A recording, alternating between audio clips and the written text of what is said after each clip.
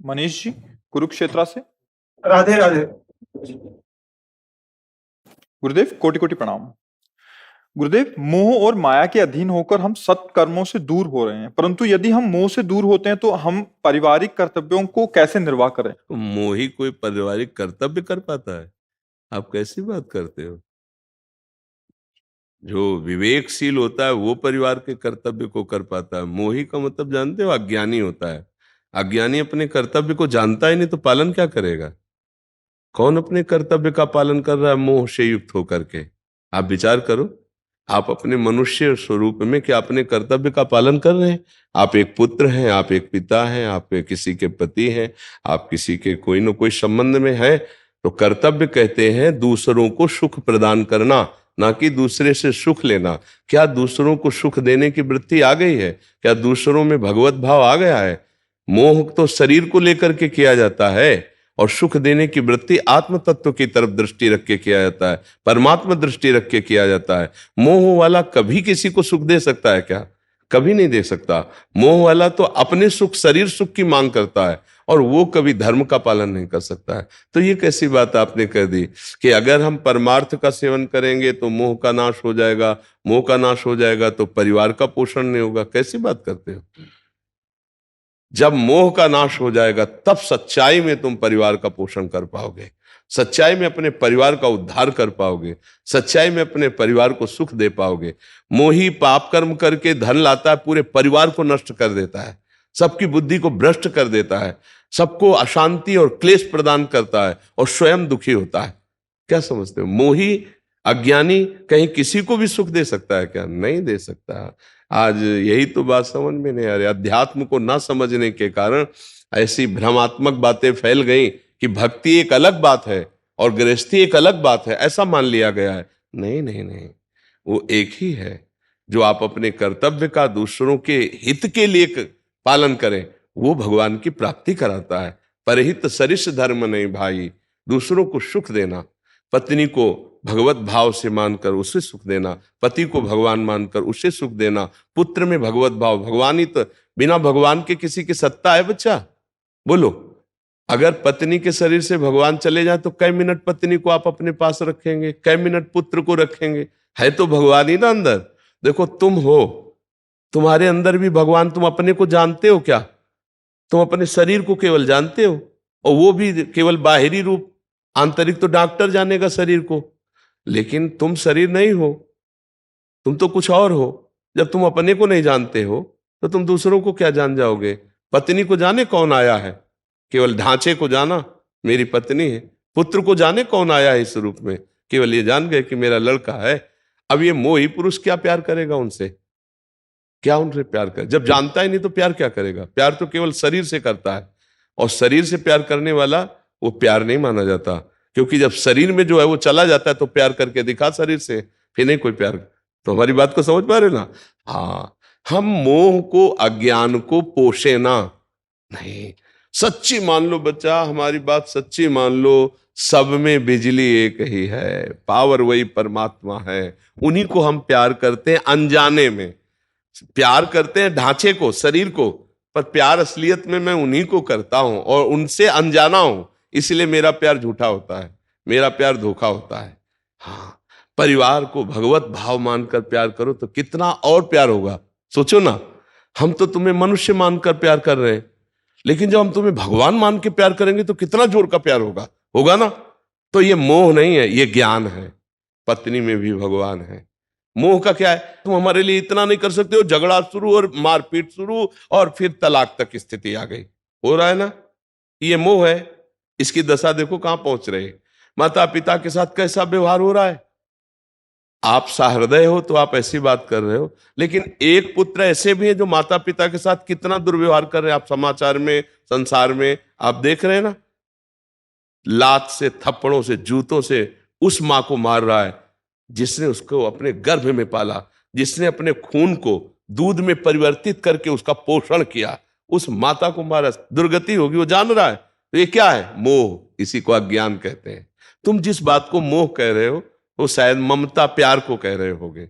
वो ममता प्यार दिखावटी है असली में ममता प्यार ज्ञानी के द्वारा होता है, जो भगवत स्वरूप मानकर प्यार करता है। पत्नी नाराज हो रही है, गुस्सा हो रही है, वो अंदर मुस्कुरा रहा है, थोड़ी देर बाद शांत हो जाएगी। फिर ये ज्ञानी है, ये विवेकशील है। कहीं की बात बिगड़ रही है, शांत हो रहा है, गंभीर है, विवेक है, बचा लेगा। और अगर मोही है, अज्ञानी है, मेरे साथ ऐसा व्यवहार, ऐसी वार्ता, लड़ाई शुरू हो गई। आज क्या हो रहा है?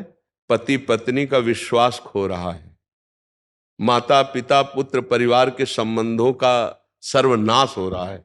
कौन सा परिवार सुहृद भाव से चल रहा है? भाई भाई के, बड़े भाई ने अपनी पिता की जमीन के लिए कुछ वार्ता हुई, ट्रैक्टर चढ़ा के मार डाला। ये भ्रातृ प्रेम है? ये मातृ पितृ प्रेम है? ये पति पत्नी का प्रेम है? तो ये है मोह की लीला या ज्ञान की लीला। अगर विवेक हो तो बड़ा भाई भगवान के समान, पिता के समान माना जाता है। उतर के चल कि आप जैसा चाहिए, आपको ऐसा लगता है इतना दे देते तो मैं उतने से काम चला लूंगा, आप पिता के समान है, वो पानी पानी हो जाएगा। ये है ज्ञान, ये है वास्तविक प्रेम कि भाई मैं आपको तो गलत शब्द नहीं कह सकता, आप हमारे पिता के समान है। आप चार से मिलकर बंटवारा करवा दीजिए या आप ही स्वयं कर दीजिए, जो हमें दे देंगे हम ले लेंगे, बस हमें आपकी प्रसन्नता चाहिए। वो पानी पानी हो जाएगा, दिल है उसके। लेकिन क्या क्रूरता! जरा से हिस्से के लिए भाई भाई को मार रहा है, अपनी वासना की पूर्ति के लिए पत्नी पति को मार रही है, पति पत्नी को मार रहा है, माता पिता को अनाथालय में या धक्का मार के बाहर किया जा रहा है, बूढ़े माता पिता की पिटाई की जा रही। यह है मोह का खेल। भला ये प्रेम हो रहा है, भला ये भक्ति हो रही, भला ये गृहस्थ धर्म है? समझ पा रहे ना बच्चा? हाँ, तो परमार्थ ही बुद्धि शुद्ध करता है। अध्यात्म का जब तुम्हें ज्ञान होगा तो तुम सब कुछ सह सकते हो, और जो सह सकता है वही धर्म का पालन कर सकता है। हमारे गुरुजनों ने, महापुरुषों ने बहुत कष्ट सहा, धर्म ने त्याग किया। हम लोग समझते हैं कि हम जो कर्तव्य करते हैं उसके परिणाम में सामने वाला हमारे अनुकूल चले। समझ पा रहे हैं आप? हम जो कर्तव्य कर रहे हैं उसके परिणाम में सामने वाला हो, चाहे पिता हो या पत्नी हो पुत्र हो, अनुकूल चले। ऐसा धर्म नहीं कहता। हम सबके अनुकूल चल रहे हैं और सब हमारे प्रतिकूल है, मुझे कोई फर्क नहीं पड़ता क्योंकि मैं सत्य में चल रहा हूं, धर्म में चल रहा हूं, ऐसे चला जाता है। तब वो विजयी होता है इस माया से। पर बहुत कठिन है ऐसा चल पाना, नहीं है? अगर माता पिता की सेवा करते हैं और वो माता पिता आए हुए रिश्तेदार से हमारी निंदा करते हैं, फिर हम क्या सेवा कर पाएंगे? सोचना। फिर जलन पैदा होगी, फिर ऐसा लगेगा हम तुम्हारी इतनी सेवा करते हैं, तुम बड़ाई की जगह निंदा करते हो, प्रतिकूल व्यवहार, तो आप अपने कर्तव्य से चूक गए। अगर आपको ज्ञान है, यार वृद्धावस्था है, इनकी बुद्धि बिगड़ी हुई है, ऐसे ही बोलते रहते, हमारा कर्तव्य इनकी सेवा करना, हम इनको भगवान की तरह मानेंगे, इनका जो मन आवे सो बोलते रहे, अब वो आगे बढ़ जाएगा। तो अध्यात्म ज्ञान के बिना अपने परिवार को आप प्रेम नहीं दे सकते, आप अपने परिवार को सुख नहीं दे सकते। पक्का पक्का। ऐसे ऐसे दृश्य उपस्थित हो रहे हैं जिनमें अपने परिवार के प्रेम की धज्जियां उड़ रही हैं। आप देख लीजिए, बच्चे बच्चियां माता पिता को ठिंगे पे रखे हैं, बिल्कुल बात नहीं मान रहे, नहीं माने, अंगूठा दिखाए जैसे ना, ऐसे। अब वो जा रहे हैं, बिल्कुल आदेश उपदेश माता पिता को बिल्कुल नहीं मान रहे। अब विचार करो, क्या ये ममता है? जिस माता पिता ने 18-20 वर्ष तक अपने बच्चे को पढ़ाया लिखाया, अब मेहनत करके पोषण किया, वही उनकी अवहेलना करके, मनमानी आचरण करके, उनका तिरस्कार करके जा रहा है, ये क्या है? ये ममता है, ये मोह है, ये प्यार है, ये अज्ञान है। समझ रहे ना? इसलिए ज्ञान की जरूरत है बच्चा। ये सोचना कि अगर हम भक्ति करेंगे तो हमारा मोह जाल परिवार का सब नष्ट हो जाएगा, परिवार कैसे चलेगा, ऐसे नहीं, बहुत प्यार से चलेगा। सुलझा हुआ व्यक्ति अपने परिवार को संभाल सकता है। और आप सहना सीखो, आगे बढ़ो। ये अध्यात्म में आ सकता है, ये बल अन्य नहीं आ सकता, अन्य नहीं आ सकता। और अध्यात्म का है कि 100 बार तुम अपमान करोगे फिर मैं तुम्हें प्यार करूंगा। अध्यात्म ये पावर देता है कि 100 बार मुझे गाली दोगे तो हर बार तुम्हें मैं प्यार करूंगा, देखता हूं तुम्हारी गाली जीतती है, मेरा प्यार जीतता है। और संसार में है कि अगर एक बार हम तुम्हारे सामने झुके तो तुम्हें झुकना पड़ेगा। संसार का स्वरूप है ना, ये प्यार है। प्यार का मतलब मैं तुमसे प्यार करता हूं, तुम्हें जीवन भर सुख प्रदान करूंगा, तुम्हारी जो इच्छा हो करो, मैं तुम्हें प्यार करता हूं। चाहे मां हो, चाहे पिता हो, चाहे पत्नी हो, चाहे पुत्र हो और चाहे भगवान हो। प्यार का मतलब केवल होता है मैं आपसे प्यार करता हूं, और प्यार का मतलब होता है अपने प्यारे को सुखी देखना। भला ऐसा प्यार कौन करता है?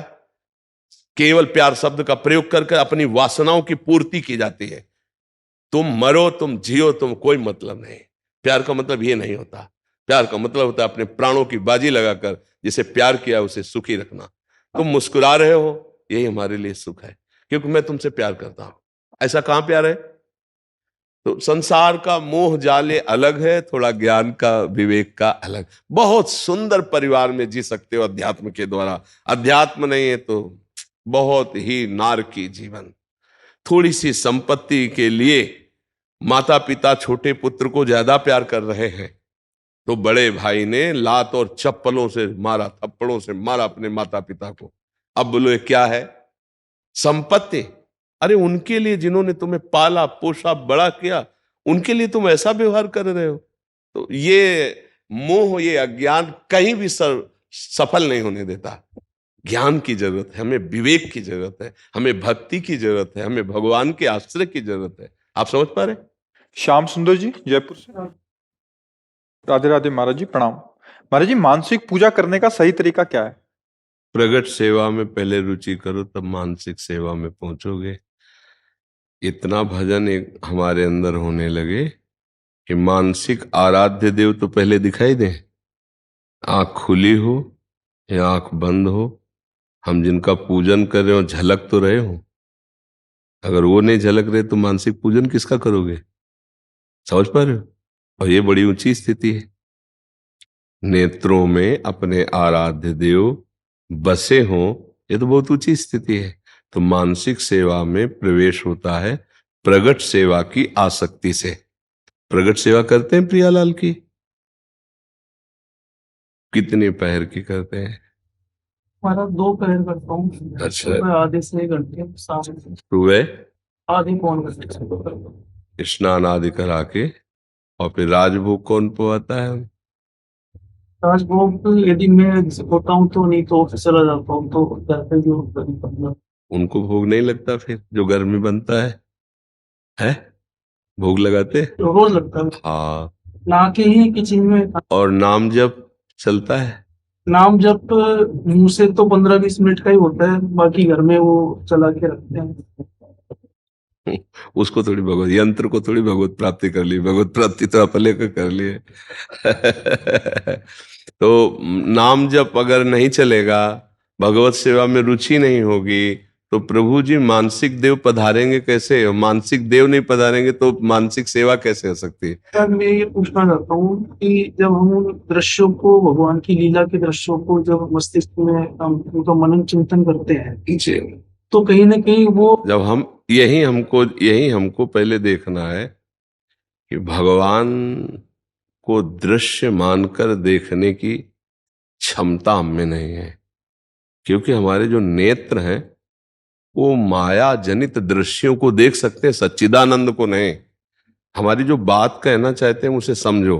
हम कल्पना में तुम्हें नहीं बहने देना चाहते, हम तुम्हें सच्चिदानंद की बात बता रहे हैं। भगवान सत हैं, चिद हैं, आनंदमय हैं। उनको देखने के लिए पहले नेत्र खुलने चाहिए।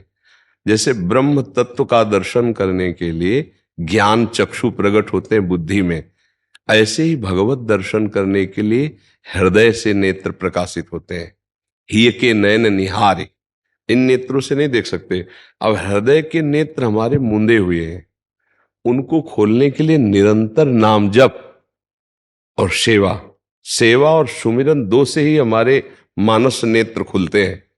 अब आप 10-15 मिनट कहते हो जपते, इसके बाद जपते नहीं, तो कैसे मानसिक सेवा कर पाओगे? आप बताओ। समझ? लीला सुनना और लीला के विषय में विचार करना, लेकिन लीला देखना ये बहुत बड़ी सिद्धों की बात है।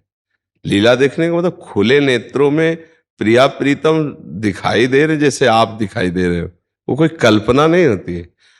असलियत में वहां पहुंचने के लिए पहले लीला श्रवण करो, लीला गायन करो और नाम जप करो।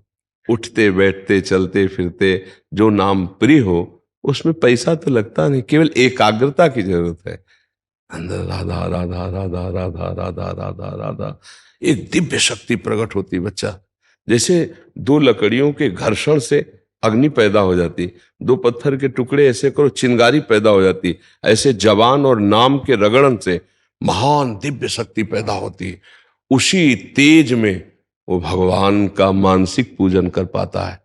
अभी तो देखो आंख बंद करो, अंधकार है ना, तेज प्रकट होगा, और जब नेत्र प्रकाशित होंगे तो तेज, गौर श्याम तेज, उसी में प्रिया प्रीतम झलक रहे। अब वो शुरू कर रहा है मानसिक सेवा, उनको स्नान कराना, अंग पोछा, वस्त्र धारण कराना, आभूषण धारण कराना, भोग लगाना, श्रृंगार करके आरती करना, पूरा अब ये सब हो रहा है।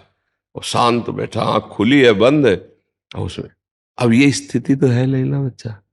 तो इसीलिए हम कह रहे हैं मानसिक सेवा को पहले करने के लिए तैयारी हमें चाहिए, मानसिक तैयारी, मन एकाग्र हो, मन निर्मल हो, मानस नेत्र खुल जाए, तब मानसिक सेवा का। तो इसलिए नाम जप करो और प्रगट सेवा करो, और कुछ ऐसे पद और स्तोत्र याद कर लो, जब मंत्र में नाम में मन न लगे तो उनको हम गुनगुनाएं। कुछ स्तोत्र है, कुछ चालीसा है, कुछ ऐसे कंठस्थ कर लो कि हमारा समय अभ्यास में ऐसा जाए कि हम कुछ भगवत गुणगान, कुछ नाम जप, कुछ ठाकुर सेवा, कुछ लीला का भाव, जैसे आप कह रहे हो हम विचार करते हैं, इनसे हमारा हृदय का मार्जन होगा, और जब हृदय पवित्र होगा तब मानसिक सेवा प्रारंभ होती है। और मानसिक सेवा का मतलब है सिद्ध भाव, क्योंकि मानसिक सेवा इस शरीर से नहीं होती, फिर मानसिक देह से मानसिक सेवा होती है। प्रगट सेवा प्रगट शरीर से होती है, और मानसिक सेवा मानसिक देह से होती है। जैसे हम देख रहे हैं कि प्रभु सामने विराजमान है, तो हम भी वही हैं, तभी तो स्नान कराएंगे। तो भला प्रियालाल को इस शरीर से छू सकते हैं क्या? भाव शरीर से। अब ये भाव शरीर गुरु देते हैं संबंध, अच्छा गुरु संबंध है, गुरु ने संबंध दिया है, गुरु ने मंत्र दिया है, तो उसी बल से भाव देह का प्रादुर्भाव होगा। अगर नहीं तो ये कोरी कल्पनाओं से नहीं होने वाला। असलियत में, जो असलियत में वो कोरी कल्पनाओं से नहीं होता है, गुरु कृपा से होता है। गुरुदेव का वर्ण क्या है?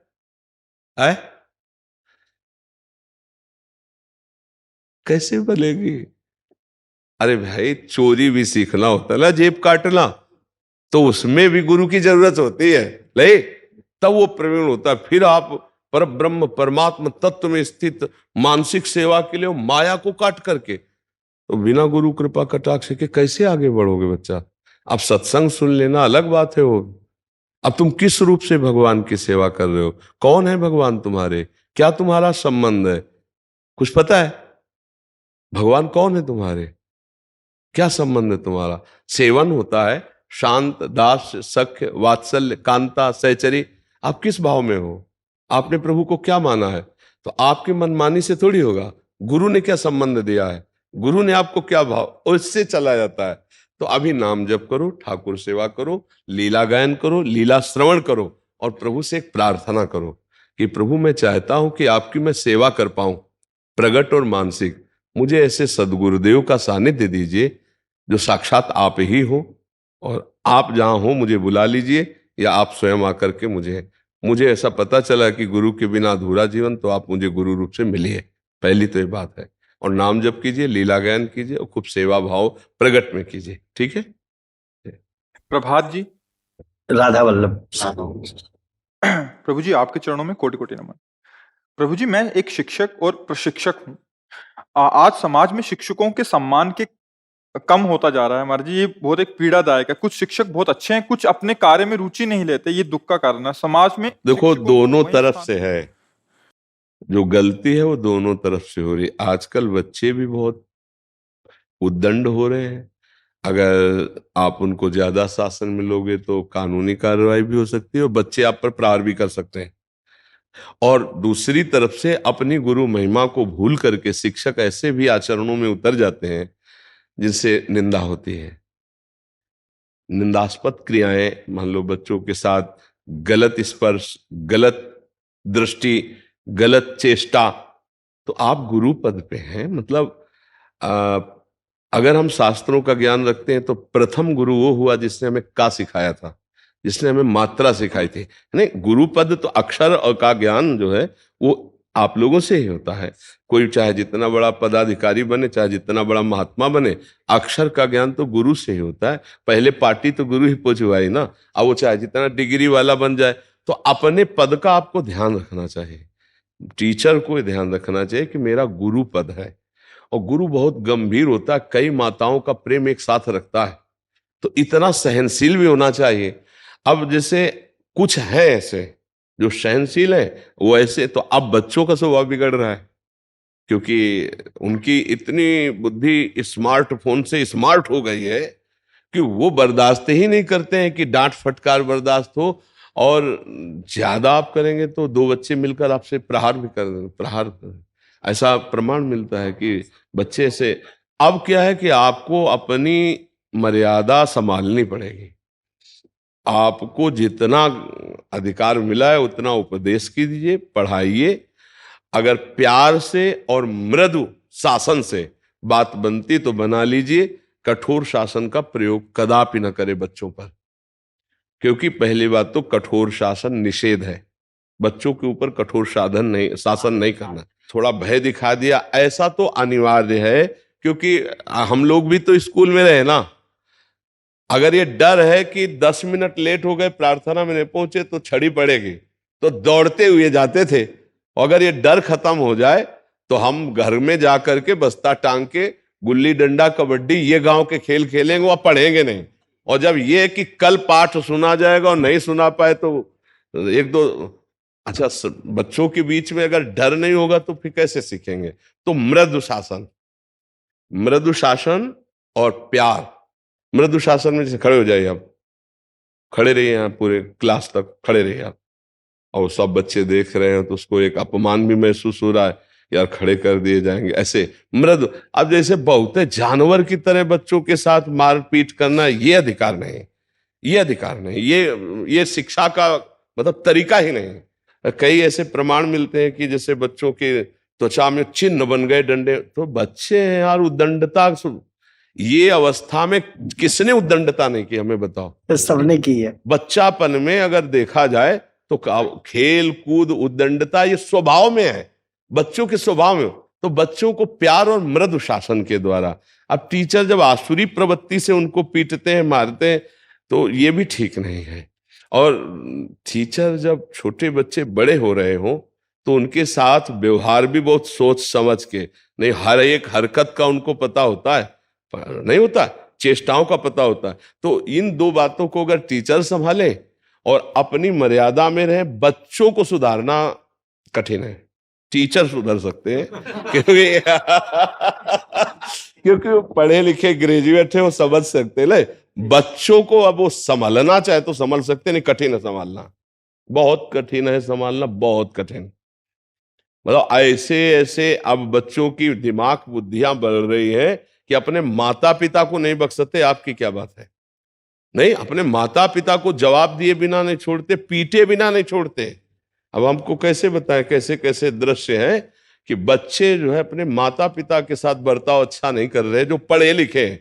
जहां कहा गया है विद्या विनयम ददाति, विद्या विनयशील बनाती है, तो वहां विद्या क्या पढ़ते हैं कि अपवित्र भाव हो जाते हैं, व्यसन करते हैं, इधर उधर के जो चले हैं ना मित्र वाले व्यवहार, फ्रेंड वाले व्यवहार, उनसे बुद्धि भ्रष्ट हो जाती है। ना माता पिता का सम्मान करते हैं, ना गुरु का करते हैं, टीचर का नहीं करते।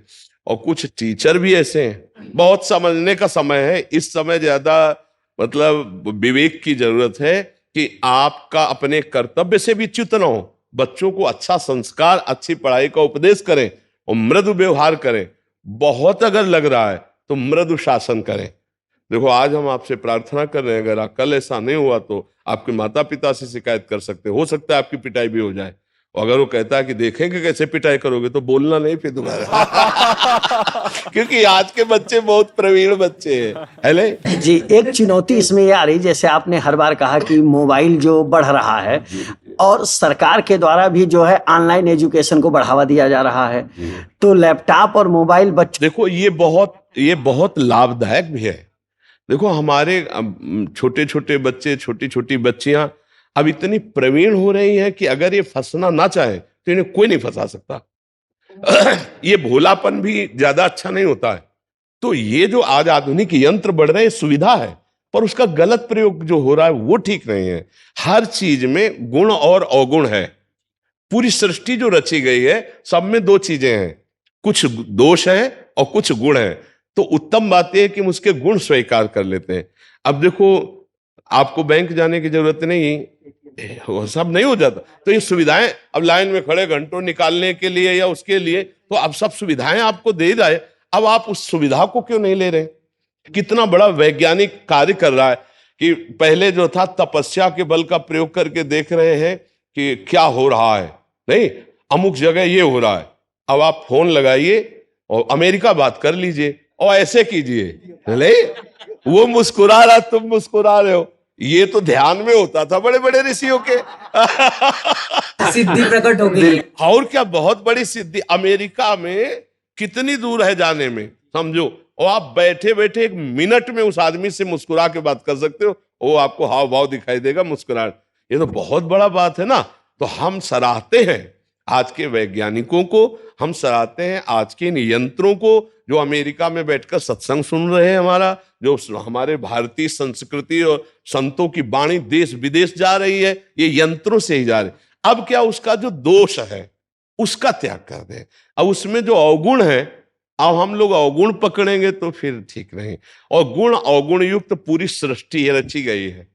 कोई ऐसा नहीं है जिसमें अवगुण ना हो और कोई ऐसा नहीं जिसमें गुण ना हो। हाँ, अब ये होता है कि जैसे भजन बल से अवगुणों को मिटाते मिटाते वो महान आत्मा बन गए, तो हम महात्मा कहने लगते हैं। अब वो सद्गुणों को मिटाते मिटाते इतने बुरे बन गए कि उन्हें दुरात्मा कहा गया, दुष्ट कहा गया, पर होते सब में है। अब तुम बढ़ाना क्या चाहते हो? तो ऐसे ही हम यंत्रों को दोष केवल न दें, हम अपनी बुद्धि से यदि यंत्रों से लाभ लें तो बहुत बड़े लाभ हैं, बहुत बड़े। अब एक बच्ची जा रही है, कोई गलत चेष्टा से उसकी तरफ देख रहा है और फौरन मैसेज कर दिया, मतलब हर फोन कर दिया, धीरे से वीडियो बना, बड़ी सुरक्षा है। वो 1 मिनट में अपने परिवार वालों को सूचना दे सकती कि मैं फंस चुकी हूं, आप जल्दी अमुक स्थान पर आ जाइए। मतलब बहुत सुविधाएं हैं, बहुत सुविधाएं हैं इसमें। पर ऐसा है कि बस दुविधा हम पैदा कर लेते हैं। अब हम गंदी बात सर्च करके देखेंगे गंदा, तो फिर अब हमको कौन रोकेगा? तो हमें लगता है कि सब चीजें बहुत लाभदायक हैं, अगर हम उनका दुरुपयोग ना करें तो, सदुपयोग करें तो बहुत लाभदायक। देखो, अगर एक कंप्यूटर लैपटॉप ना हो तो ये जो आप सुन रहे हैं यहाँ, अब ये लाखों लोग सुनेंगे। हाँ, अब कैसे होगा? आपको जाने ही हम लोग इसी माध्यम से। पधारे वैसे। हाँ, तो इसीलिए हमें लगता है कि बुराइयों को त्यागने की हमारे अंदर बौद्धिक शक्ति प्रबल हो जाए तो मोबाइल में कोई दोष नहीं। चेतन कपूर जी। राधा वल्लभ श्री जी। गुरुदेव, आपके चरणों में कोटि कोटि प्रणाम। गुरुदेव, मैं अधम आज से 9 महीने पहले मांस, शराब अथवा क्लब जाना, आज आपकी कृपा से 9 महीने से लगातार हर महीने से एक बार आपके दर्शन सत्संग के लिए आता हूं। आपके बल से लहसुन प्याज भी छोड़ दिया है। गुरुदेव, प्रश्न है कि मैं एक रेस्टोरेंट चलाता हूं जिसमें मांस आदि बनता है और वो भी बंद करने जा रहा हूं केवल आपके ही बल से, और उसमें अब सिर्फ वेज शुद्ध शाकाहार भोजन ही बनाएंगे। बहुत धन्यवाद कि आप अंधेरे के मार्ग से प्रकाश की तरफ स्वयं लौट रहे हैं। बहुत धन्यवाद, क्योंकि प्याज लहसुन तक छोड़ने की बात आपने सोच ली। ये बहुत धन्यवाद कि आप अपने जीवन को प्रकाश की तरफ, अस्तो माँ सदगमय, तमसो माँ ज्योतिर्गमय, मृत्युर्मा अमृतम गमय। मृत्यु से अमृत की यात्रा, अंधकार से प्रकाश की यात्रा, असत से सत की यात्रा, यही जीवन का, मनुष्य जीवन का लाभ है। आप आगे बढ़िए। ऐसा नहीं कि मांस नहीं बेचेंगे तो आप भूखों मर जाएंगे, ऐसा नहीं है। आप सत मार्ग में चलेंगे तो मान सकते हैं कि जो सांसारिकताएं हैं वो आप में कम होंगी, लेकिन आप में सद्गुण ज्यादा होंगे, आप में शांति ज्यादा होगी, आप में संतोष ज्यादा होगा। सबसे बड़ा दरिद्र कौन? जिसकी जितनी बड़ी वासना उतना बड़ा दरिद्र। सबसे ज्यादा धनी कौन? जो संतोष धन से युक्त है और नाम जप करता हुआ। अगर 4 रोटी और नमक खा करके संतुष्ट हो तो आपसे बड़ा कोई धनी नहीं है। अगर लाखों करोड़ों अरबों की वासना है तो इससे बड़ा दरिद्र क्या है? कभी इसकी पूर्ति होती है क्या? 100 से हजार, हजार से 10,000, 10,000 से लाख, लाख से करोड़, करोड़ से अरब, अरब से खरब, फिर भारत का नंबर 1, फिर विश्व का नंबर 1, ये चलता रहता है मन में। वो दरिद्र ही है, वो कभी तृप्त नहीं हो सकता। तो बहुत अच्छा है कि आप कदम उल्टे वापस ले आए, नहीं तो जो मार्ग है वो नर्क की तरफ जा रहा था। बहुत कष्टप्रद मार्ग है, बहुत कष्ट मिलने वाला मार्ग है, क्योंकि महापाप होते रहते ना, पर स्त्री गमन महापाप, मदिरापान महापाप, मांस भक्षण महापाप। देखो, जितना हमको अपना मानव देह प्रिय है, उतना हर जीव को अपना देह प्रिय है। और उन जीवों की हत्या कर कर उनके शरीर से अपना भरण हम कोई पशु थोड़ी, जैसे हिंसक पशु सिंह है, वो जब शिकार करता है, भेड़िया है, हाइना है, ये जब शिकार करते तो इनको पाप नहीं लगता, क्योंकि इनके लिए वही आहार बनाया गया है। जैसे हम मूली, गाजर, तरबूज ये सब पाते तो हमारे लिए पाप नहीं लगता, क्या उसमें जीव नहीं क्या है? आप देखो, उसके पेड़ को उखाड़ के देखो, सूख जाएगा। अगर वो जीवित है तो उसमें फल लगते हैं, वो हरा भरा दिखाई देता है। जब हम उखाड़ देते तो मुरझा जाता है, मतलब चैतन्य है। पर उस चैतन्य को मुझे पाने के लिए शास्त्र अलाउ करता है कि आप अन्न पा सकते हैं, आप फल पा सकते हैं, आप मेवा पा सकते हैं, आप अमुक चीजें पा सकते हैं। मनुष्य के लिए पशुओं का मांस भक्षण करने का आदेश नहीं है। उसके अलग हैं, जैसे सिंह घास नहीं खा सकता कभी, सेव संतरा नहीं खाएगा वो मांस भक्षण उसको प्रिय है, क्योंकि उसके स्वभाव में रखा गया है। वो जबरदस्ती बलात् पशुओं को मारकर खाना उसका एक व्यसन है, उसका जीवन है। मनुष्य का ऐसा नहीं। अब जैसे छोटे छोटे पशु पक्षियों को लोग ऐसे, बहुत निंदनीय है, जिंदा पशुओं को भून करके लोग खाते हैं, फिर उनको काल भूंजता है। कैसा? बड़ी गाड़ियों में, मर्सिडीज गाड़ियों में भूंजता है वो, एसी लगी हुई, फिल्मी गाना बज रहे और गाड़ी में जा रहे हैं, और एक्सीडेंट हुआ, आग लग गई, उसी में निकल ही नहीं पाए, उसी में भूंज गए। ये कैसे भुने? उनका परिणाम किसी कर्म के परिणाम से आया हुआ है। वो कर्म जब आप देखते, वो जीव चिल्ला रहा है, उसका मुंह बंधा है, उसके पैर बंधे, और ऐसे हिलगा कर थोड़ी थोड़ी आंच में उसे जला के पका रहे हैं कि स्वाद लेने के लिए। तो तुमको हाथ पैर बांधने की जरूरत नहीं पड़ेगी, तुमको ऐसी जगह जलाएंगे जहां कोई बचाने वाला भी नहीं मिलेगा। वो परमात्मा हर एक जीव को अपने कर्म के अनुसार दंड देता है। तो ये तो कहो आप लौट पड़े, तो अब जब नाम जप करोगे और लौट पड़े तो भगवान कहते हैं, अहम तो आम सर्व पापेभ्यो मोक्षयिष्यामि मा शुचा, मैं तुम्हें समस्त पापों से मुक्त कर दूंगा। तो पहली बात, हम तुम्हें धन्यवाद देते हैं कि आप सतमार्ग की तरफ चलने लगे। अब आप जानना क्या चाहते हैं? ये कह रहे हैं कि अभी जैसे पहले वो मांसाहारी रेस्टोरेंट था, अभी वो शाकाहारी कर रहे हैं, उसमें मैं उसका स्थान पवित्र कैसे करूं? मतलब पहले तो वहां बन चुका है, तो फिर किन किन चीजों में सुधार करूं? हाँ कैसा हाँ करूं? हाँ, बिल्कुल ठीक बात है। तो आप गंगा जी, आपको जहां आसपास हो, तो गंगा जल से छिड़काव करके और उन पात्रों को हटा दो वहां से, जिन पात्रों में मांस रंधन हुआ उनको फेंक दो, वो रसोई में भी नहीं रहने चाहिए। और गंगा जल से करके, और जैसे गाय के गोबर आदि से लीप, तो वो परम पवित्र माना जाता है। फिर जैसा मान लो, जैसे पत्थर आदि है, तो थोड़ा सा ऐसे गाय को गोबर लिया, ऐसे कर दिए, और फिर धुलाई कर दी, फिर गंगा जल डाल दिया, फिर धुलाई कर दी, और जो पात्र मांस रांधे गए उन पात्रों को बिल्कुल वहां से फेंक दो। वो प्लेटें, वो बनाने के पात्र, वो सब उनको फेंक, एक नया सिस्टम रख लो। तो जो उससे कमाई हो, और अच्छा पदार्थ बनाओ। बच्चा कोई देखे ना देखे, भगवान देख रहा है। जैसे हमको पाना पड़े वो, तो हम आनंद पूर्वक पा सकें, ऐसा हम दूसरों को पवाएं। सबके हृदय में भगवान बैठे हुए हैं। आजकल क्या होता है कि 4-4 दिन की दाल तुरंत छौंक करके और उसको फ्राई करके दे रहे हैं, और वो नहीं खा सकते, वो दूसरे को दे रहे हैं। कई ऐसे भोजन पदार्थों में नुकसानदायक बातें देखी गई। ऐसा कभी ना करें। धर्म पूर्वक पवित्र ताजा भोजन दे, पैसा भले 10 रुपया ज्यादा ले ले, अच्छा रहेगा। 10 रुपए अपनी मेहनत के तुम ज्यादा ले लो, पर अच्छा पदार्थ पवित्रता पूर्वक बनाओ, लोगों को पेट भर कर भोजन पावे, तो उनको कोई नुकसान ना हो, उनका स्वास्थ्य और उनकी बुद्धि शुद्ध हो, नाम जप करते हुए बनाओ। भगवान की विशेष कृपा होगी बच्चा। नहीं, अब जैसे हम कई बार, पर हमारी बात शायद उनके कानों तक न पहुंचती उन लोगों की, कुछ लोग केमिकल डाल के दूध बनाते हैं।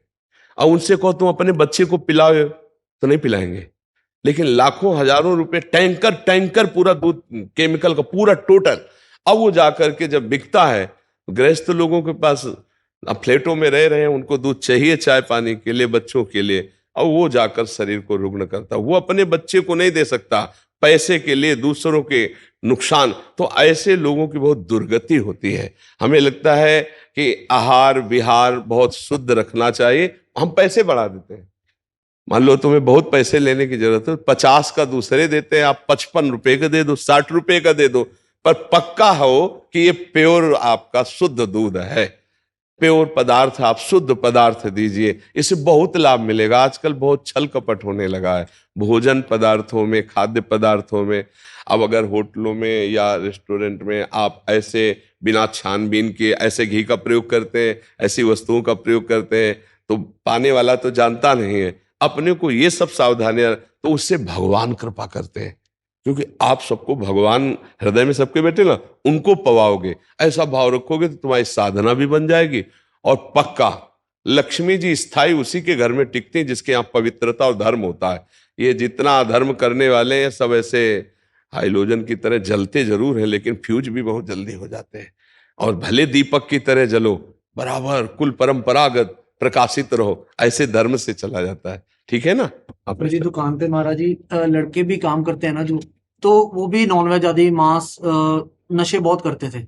मैं अपने साथ उनको लेके जाता था, आप ही के सत्संग सुनाता था गाड़ी में, जी। और वो सब कुछ छोड़ चुके। हाँ, बहुत अच्छा है, बहुत अच्छा है। और पवित्र उनको भी करके भोजन बनाने की सेवा में जो आपके साथ हो, उन पर नजर रखें, क्योंकि अपवित्रता फिर ठीक नहीं है। जैसे कुछ लोग अपवित्रता अब भोजन गरम गरम जाएगा तो वो थोड़ी बताएगा कि अपवित्र है, लेकिन भगवान उसको देख रहे हैं। अपवित्र भोजन किसी को ना पवाओ, पवित्र भोजन, स्वादिष्ट भोजन, अच्छा भोजन, स्वास्थ्यवर्धक, पैसा भले 10 रुपये ज्यादा रख लो, तो भगवान कृपा करते हैं, उससे भगवान कृपा करते हैं। ये हम हृदय की बात करें, आज विश्वास उठता जा रहा है हर जगह से। भोजन पाने मतलब पदार्थ पाने की इच्छा नहीं होती कि पता नहीं कैसे विचार वाला, कैसे आचरण से बनाया होगा। सामने वाला इंसान नहीं है क्या? तुम कैसे व्यवहार करते हो? तो तुम पीछे बना रहे हो, लेकिन वो सीसी कैमरा के बिना भी देख रहा है परमात्मा। वो बड़ा विचित्र है, वो ऐसी जगह फंसाएगा कि जहां भारी दंड मिलेगा। तो इसलिए बहुत अच्छा है आप लौट पड़े, अपने मित्रों को भी पवित्र करके और हमारे समाज की सेवा करो। मान लो जो होटल है, रेस्टोरेंट है, समाज की सेवा है, अर्थ एक निमित्त मात्र है, सेवा का भाव प्रदान रखो, सब में भगवान आकर के पाते, खूब अच्छे से दुलार पूर्वक पवाओ, जो अर्थ मिल जाए परिवार चलाओ, यही जीवन का लाभ है। हमें केवल जीने के लिए अर्थ कमाना इतनी बात नहीं है, हमें धर्म पूर्वक जीना, जिससे हमारा अगला जन्म भी हो तो बहुत।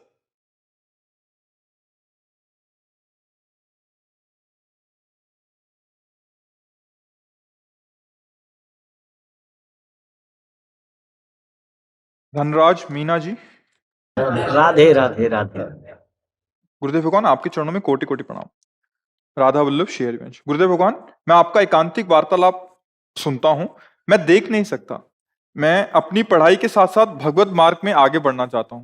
महाराज जी मेरे लिए क्या आदेश? ये कह रहे हैं कि हाँ, कोई बात नहीं। 3 नेत्र होते हैं, एक तो होते चर्म चक्षु, और बुद्धि में जो नेत्र जागृत होते हैं उन्हें ज्ञान चक्षु कहते हैं, और हृदय में जो नेत्र जागृत होते हैं उन्हें प्रेम चक्षु कहते हैं।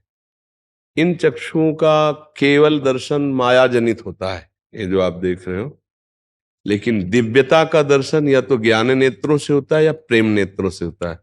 और वो सबके हृदय में, जैसे श्री सूरदास जी के बाहरी नेत्र नहीं थे, पर उन्होंने प्रेम नेत्र जागृत किए तो सच्चिदानंद भगवान का साक्षात दर्शन और उनकी दिव्य लीलाएं, ऐसे दिव्य भाव थे कि श्रीनाथ जी को जो श्रृंगार पहनाया जाता वही वो पद गाते। तो कई बार सबको भ्रम हुआ कि बाबा के नेत्र वास्तविक नहीं है, क्योंकि जैसा पाग जैसे वैसे ही वो वर्णन करते। तो एक दिन परीक्षा के लिए पर्दा लगाया गया और बाहर बैठे श्री सूरदास जी, फिर पर्दा खोल लिया गया और कहा गया श्रृंगार हो गया, पद गाओ। तो उस समय कोई श्रृंगार नहीं किया गया था, कोई तिलक नहीं, कोई पोशाक नहीं। तो बोले आज हरि देखे नंगम नंगा, सबके होश उड़ गए। कि आज हरि को तो कोई पोशाकें नहीं धारण करवाई गई। तब पूछा कि बाबा वास्तविक आपके नेत्र है? तब उन्होंने लिखा देख लो दोनों नहीं है। तो हम ये कहना चाहते हैं कि जिसके बाहरी नेत्र नहीं है संसार के, तो ऐसा ना समझे, उसके दो नेत्र और खुल सकते हैं, एक ज्ञान नेत्र और एक प्रेम नेत्र। ज्ञान नेत्र खुल गए तो बिना पढ़े सारे वेद कंठस्थ अपने आप जागृत हो जाते हैं, वेदों का रहस्य प्रकाशित हो जाता है। नाम जब से जो राम राम नहीं बोल पाते थे, उन्होंने बड़ी सुंदर ग्रंथ रचना कर दी, मरा मरा मरा मरा जबकि। अगर तुम नाम जप करो राधा राधा राधा, और कोई भी गंदी बात मन में चले उसको काटो भगवान के नाम से, फिर आप देखो आपके अंदर दिव्य ज्ञान का प्रकाश होने लगेगा, अध्यात्म शक्ति बढ़ने लगेगी। बिल्कुल निराश ना हो कि मेरे बाहरी नेत्र नहीं है तो मैं कुछ नहीं कर सकता, ऐसा नहीं है। दो नेत्र और हैं जिनको आप जागृत करो। ये नेत्र तो बहुत स्त्री पुरुष जड़ चैतन्य बुरा भला यही देखते हैं, और क्या देखते हैं। अच्छा हुआ कि भगवान के मार्ग की तरफ आपका झुकाव हो गया, नहीं तो मन में रहता कि मेरा जीवन तो सबसे गिरा हुआ जीवन है। नहीं, बिल्कुल नहीं है। आप नाम जप करके सबसे महान बन सकते हैं। कितने ऐसे, देखो बिल्व मंगल जी ने तो अपने नेत्रों को फोड़ ही दिया था, इसीलिए कि ये संसार देखते अब मैं कृष्ण को देखना चाहता हूं। तो आपके ऊपर कृपा है, आप कोई ऐसा न सोचे कि मेरा अभाग्य है कि मेरे बाहरी नेत्र नहीं है। तुम अंदर के नेत्रों को प्रकाशित करो, नाम जप करो और अच्छे भाव रखो। भाव से ही दिव्यता आती है। जैसे बाजार में भाव से ही सामान की महिमा है, जिसका जितना भाव चढ़ा होगा बढ़ा होगा उतने ही बढ़िया वो सामग्री मानी जाती। नहीं, हमारा हृदय भी अगर भाव में बढ़िया बढ़ जाए तो भगवान कहते हैं कि जहां भाव होते हैं वहीं मैं प्रकाशित होता हूं। भाव का भूखा हूं मैं, भाव ही एक सार है, भाव से मुझको भजे तो भाव से बेड़ा पार है। भाव बिन सुनी पुकारे मैं कभी सुनता नहीं, भाव प्रेरित टेर ही करती मुझे लाचार है। इसको भाव प्रकट करने के लिए अंदर चाहिए, अंदर नाम जप करो, अच्छे भाव रखो, तो लौकिक और पारलौकिक दोनों उन्नति होती है। भगवान के नाम जप से इह परलोक सकल सुख पावत, मेरी सुभैया कृष्ण गुण संचु। इस लोक और परलोक में सब जगह सुख की प्राप्ति होती है। और आपने भले हमें देखा ना हो, लेकिन आपको हम देखा है। आप खड़े थे ना मार्ग में, हाँ, अगर भीड़ ना होती तो मैं आपके पास आके राधे राधे बोलता कि आप ये मत सोचना कि आपने देखा नहीं, हम आपको देखा और आपसे राधे राधे किया। आप खड़े थे, रमण रेती में खड़े थे। हम हर व्यक्ति को एक दृष्टि देते हैं कि तुम रात्रि में आके खड़े हुए हो, जब इनको देखा तो लगा इनको कैसे पता चले कि मैंने इनको देखा। तो भगवान की कृपा से आप एकांतिक में आ गए, तो हम आपको बताए हमने आपको देखा। आपने हमें देखा कि नहीं देखा? ओ, हमने आपको देखा तो बस आप समझ लो फिर देखा। अब तो आप अपने सौभाग्य को सराहिए। वृंदावन में आए, आप ऐसे भाव से आए।